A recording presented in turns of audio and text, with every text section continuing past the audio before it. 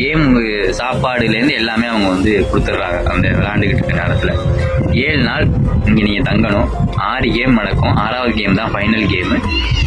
நாங்கள் இந்த மாதிரி கேம் நடத்துறது உங்களுக்கு பிடிக்கல, விருப்பம் இல்லை அப்படின்னு சொல்லி சில விஷயங்கள் ஒரு 3 இது மாதிரி போட்டு டேர்ம்ஸ் அண்ட் கண்டிஷன் போட்டு இந்த கேம்லேருந்து நீங்கள் வெளியே போகணும் அப்படின்னு நினச்சிங்கன்னா வெளியே போக முடியாது. நீங்கள் ஒத்துழைச்சி தான் வந்திருக்கீங்க அப்படின்னு சொல்லி கையெழுத்து போடணும். இந்த கேமில் தோத்துட்டீங்க அப்படின்னா எங்கள்கிட்ட ஆர்கியூ பண்ணக்கூடாது, எலிமினேட் ஆகிடுவீங்க. 2வது விஷயம். 3வது கேம், இந்த கேம் வந்து உங்களுக்கு பிடிக்கல அப்படின்னு சொல்லி அதிகபட்சமான மெஜாரிட்டியான பீப்புள் வந்து இந்த கேம் பிடிக்கல அப்படின்னு நீங்கள் சொல்லிட்டீங்க அப்படின்னா இந்த கேமை வந்து கைவிட்டுடலாம்.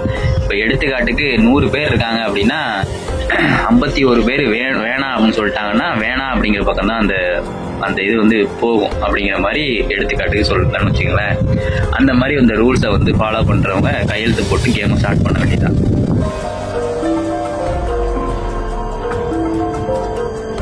என்ன எவ்வளோதானா?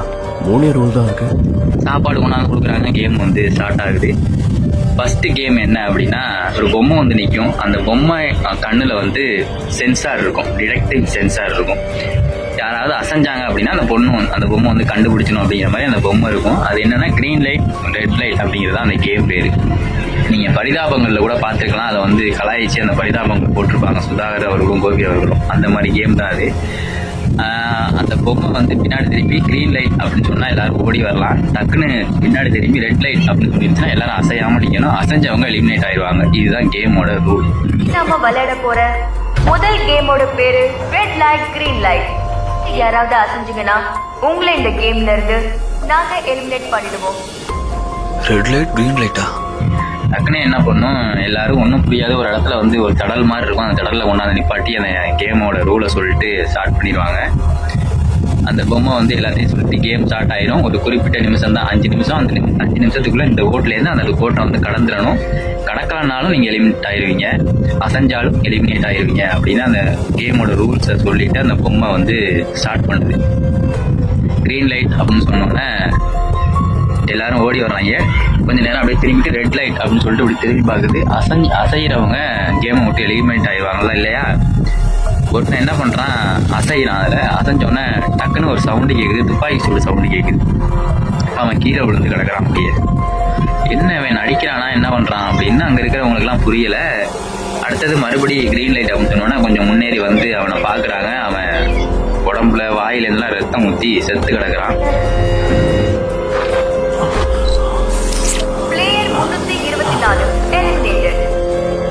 லூசு பையன் மாட்டிக்கிட்டான். அப்பதான் அவங்களுக்கு தெரியுது எலிமினேட் அப்படின்னா சாகடிக்கிறாங்க அப்படிங்கிறது வந்து அப்பதான் அவங்களுக்கு வந்து புரியுது. ஐயோ இந்த மாதிரி ஒரு கேம்ல வந்து மாட்டிக்கிட்டோமே அப்படின்னு எல்லாம் பயப்படுறானுங்க, தெரிக்கிறானுங்க. ஒருத்தனும் தெரிச்சு பயந்து அப்படி இப்படி ஓடுறவங்க எல்லாரையுமே சுட்டு தள்ளுறானுங்க. பட்ட பட்ட பட்ட பட்டன்னு துப்பாக்கி சவுண்டு கேட்குது. அங்கே இருக்கிறவங்க எல்லாரும் அவங்கள சுடுறாங்க. ஒரு கிட்டத்தட்ட 456 பேர்ல 200 பேருக்கு மேல இறந்து சுட்டு தள்ளிடுறாங்க, இறந்து போயிடுறாங்க.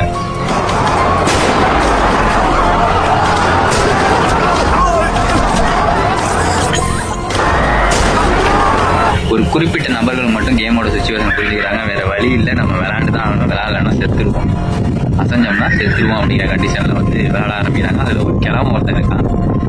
அவனுக்கு வந்து மண்டையில் மூளையில் ஏதோ ஒரு கட்டி. நான் இருந்து நம்ம என்ன செய்ய போகிறேன், நான் அந்த கேமை ஜெயிச்சேன்னா நான் குட்டிகளுக்கு, என்னோட பேர பிள்ளைகளுக்கு இந்த காசை எடுத்துக்கொண்டே கொடுத்துட்டு நான் செத்துருவேன் அப்படிங்கிற மாதிரி அவன் யோசிக்கிறான்.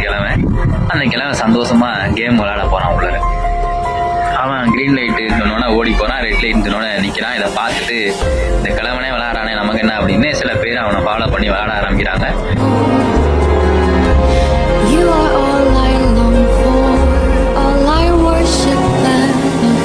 ஒரு 5 நிமிஷத்துக்குள்ள அந்த கோட்டை தாண்டி வந்தவங்க வந்துடுறாங்க. மீறி உள்ளவங்கலாம் எலிமினேட் ஆகி செய்யப்படுறாங்க, அதாவது சுட்டு கொல்லப்படுறாங்க. ஃபர்ஸ்ட் கேம் முடிஞ்சிருச்சு.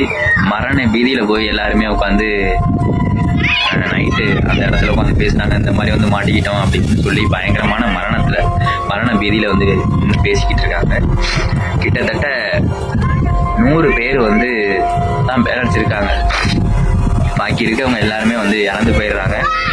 அவங்க அந்த கேமை விட்டு போகணும் அப்படின்னு ஆசைப்படுறாங்க. பாதி பேர் போகணும்னு ஆசைப்படுறாங்க, பாதி பேர் வந்து போக வேணாம் அப்படின்னு ஆசைப்படுறாங்க. இல்லை நான் இந்த கேம் விளையாட விரும்பலை அப்படின்னு சொல்லி முறையிடுறாங்க. அப்போ வந்து அவங்க சொல்கிறாங்க, திடீர்னு கேமை விட்டு போகக்கூடாது, அப்படி போனீங்க அப்படின்னா உங்களையும் எலிமினேட் செய்யப்படுவோம், அந்த மாதிரி ஒத்துக்கிறது இல்லை அப்படின்னு சொல்லி தான் நீங்கள் கையெழுத்து போடுறீங்க அப்படின்னு. ஹீரோவோட ஃப்ரெண்டும் வந்து அந்த கேமுக்கு வந்திருப்பாங்க. அவன் வந்து அங்கே வந்ததுக்கப்புறம் தான் ஹீரோ பார்ப்பாரு, இந்த மாதிரி நீயும் வந்துட்டியா, ஏன் உனக்கு பணம் கஷ்டமா அப்படின்னு சொல்லி சில கான்வர்சேஷன்லாம் நடக்கும் அவங்களுக்கு. அந்த மாதிரி நடந்துக்கிட்டு இருக்கையில அவன் அந்த ஹீரோவோட ஃப்ரெண்டு சொல்லுவான், 3வது ஒரு அக்ரிமெண்ட்ல ஒரு கண்டிஷன் நீங்கள் பார்த்தீங்களா இல்லையா, அதாவது பாதிக்கு மேற்பட்டவங்க வந்து மெஜாரிட்டியான பீப்புள் வந்து வேணாம் அப்படின்னு சொன்னாங்கன்னா அதுக்கு வந்து இந்த ரூல்ஸ் வந்து நீங்கள் வந்து கட்டுப்படணும் அப்படின்னு சொல்லி எழுதியிருக்கு, இங்கே நாங்கள் 100 பேர் இருக்கோம் அப்படின்னு சொன்னோன்னே சரி பரவாயில்லன்னு ஓட்டு எடுக்கிறாங்க. ஓட்டில் வந்து வேணான்னு சொல்கிறவங்க தான் அதிகமாக இருக்காங்க. ஸோ வேணான்னு சொல்கிறவங்க அதிகமாக இருக்கிறதுனால அந்த கேம் இதோட தடை செய்யப்படுது, நிறுத்தப்படுது. பணம் யாருக்குமே கொடுக்கப்படாது, அவங்க வீட்டில் கொண்டு போய் விட்டுருவோம் அப்படின்னு சொல்லி அனௌன்ஸ் பண்ணி காலைல வீட்டில் கொண்டு போய் விட்டுறாங்க. இங்க இருக்கிற மெஜாரிட்டி பிளேயர்ஸ் கேமை நிறுத்துறதுக்கு வோட் பண்ணிட்டீங்க, அதனால இந்த கேம் இப்போ டெர்மினேட் பண்ணப்படுது. கிட்டத்தட்ட 9 பாகங்கள் வந்து இருக்கு. 9 பாகங்களும் ரொம்ப ஸ்லோவாக நிறுத்தி நிதானமாக தான் போகும். இந்த மாதிரி ஒரு கேமில் வந்து மாட்டிக்கிட்டு தப்பிச்சு வந்துட்டான் அப்படிங்கிறதே ஒரு பெரிய விஷயமா இருக்கு. அதுக்கப்புறம் 2வது பாகத்தில் என்ன காமிக்கிறாங்க அப்படின்னா, தப்பிச்சு வந்தவங்கெல்லாம் அங்கே வந்து கொரியாவில் வந்து அந்த கடன்காரங்கள்கிட்டையும் அவங்க ஃபேமிலிகிட்டையும் படுற கஷ்டத்தை காமிக்கிறாங்க. ரொம்ப பாடுபடுறாங்க, அந்த அளவுக்கு ஒரு மோசமான சுச்சுவேஷன். இதை வந்து 2வது பாகத்தில் வந்து காமிக்கிறாங்க. நான் டக்குன்னு முடிச்சிடறேன், ஏன்னா 14 நிமிஷம் இப்போ இதே பேசிட்டேன். படத்தை கொடுத்துட்றேன், மொத்த படத்தை கொடுத்துட்றேன், பிளீஸ் என்ன நம்புங்க. சரியான பொறும்பு கிடையாது. இவ்வளோ பாடுபடுறதுக்கு நம்ம போய் அங்கே செத்தாலும் பரவாயில்ல, இல்லை வந்து ஏதோ காசு சம்பாதிச்சிருந்தாலும் பரவாயில்ல, அங்கேயே போயிடுவோம் அப்படின்ட்டு மறுபடியும் எல்லாரும் நினைக்கிறாங்க. யாரெல்லாம் நினைக்கிறாங்களோ அவங்களுக்கெல்லாம் வந்து ஒரு விசிட்டிங் கார்டு வருது.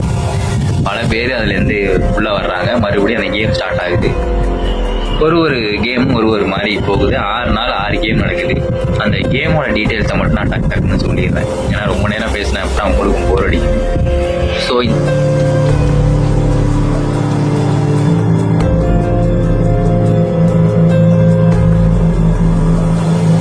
இந்த மாதிரி ஒரு சுச்சுவேஷன்ல நம்ம ஹீரோவும் உள்ளே போயிடுறாரு, அந்த கிழவனும் உள்ளே போயிடுறாங்க.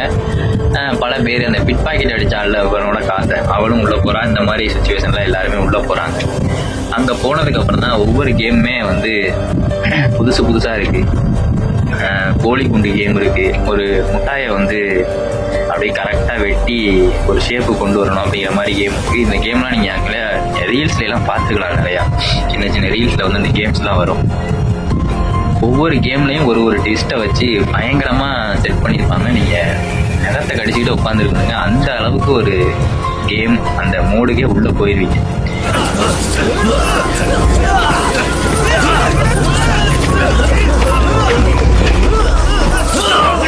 என்னன்னா 2வது எபிசோடு மட்டும் கொஞ்சம் லேக் ஆகும். ஏன் அப்படின்னா அவங்க அந்த கொரியாவுக்கு போய் அவங்க படுற கஷ்டத்தை எல்லாம் சொல்கிறப்ப படம் வந்து லேக் ஆகும்.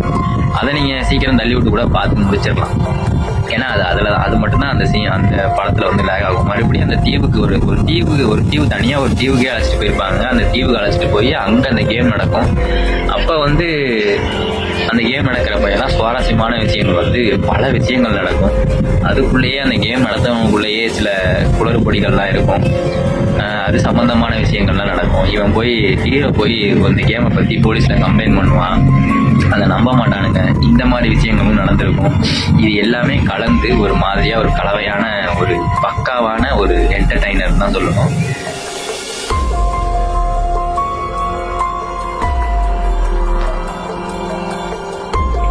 ஒரு ட்ராமா மாதிரி போய் ஒரு த்ரில்லராக மாறி மறுபடியும் இந்த ஹீரோ ஜெயிச்சானா இல்லையா, யார் தான் அந்த வில்லன்கள் எல்லாருமே முகமூடி தான் போட்டிருப்பானுங்க. யார் தான் அந்த வில்லன் எப்படிப்பட்டவன், ஏன் அந்த வில்லனுக்கான ஒரு பாயிண்ட் ஆஃப் வியூவில் ஹீரோ மாதிரி நான் சொல்கிறேன், ஆனால் அது எதுனால வந்து அவன் வில்லன் ஆகிறான் அப்படிங்கிறதும் அதில் வந்து தெரியும். ஆப்வியஸ்லி எல்லாருமே கொள்றான் அப்படிங்கும்போது அவன் வில்லன் தானே அப்படிங்கிற மாதிரி தான் அந்த வில்லனோட கேரக்டர் கொடுக்கப்பட்டிருக்கும். அந்த கடைசியாக அவன் யார் அந்த வில்லன் அப்படின்னு ஒரு ட்விஸ்ட் ஒன்று வச்சுருப்பாங்க. இருக்காது அந்த ட்விஸ்ட்லாம், அந்த மாதிரி ஒரு ட்விஸ்ட் அது. படத்தை பார்த்துட்டு எப்படி இருக்கு அப்படின்னு இந்த ட்விஸ்ட்டை வந்து கமெண்ட் பண்ணுங்க. செமையான படம், நெட்ஃபிளிக்ஸ்ல இருக்கு, தமிழ் டப்ல அவைலபிளா இருக்கு. பார்த்து என்ஜாய் பண்ணுங்க. நான் வந்து ஒரு 5-6 நாள் பார்த்தேன் 9 எபிசோடு. கிட்டத்தட்ட ஒரு 7 மணி நேரம் நீங்க பார்க்க வேண்டியது இருக்கும். பார்த்து என்ஜாய் பண்ணுங்க. நன்றி. அவரே முன்னாடி போயிருக்கேன். எப்படி எவ்வளவு நம்பிக்கையா சொல்றேன்?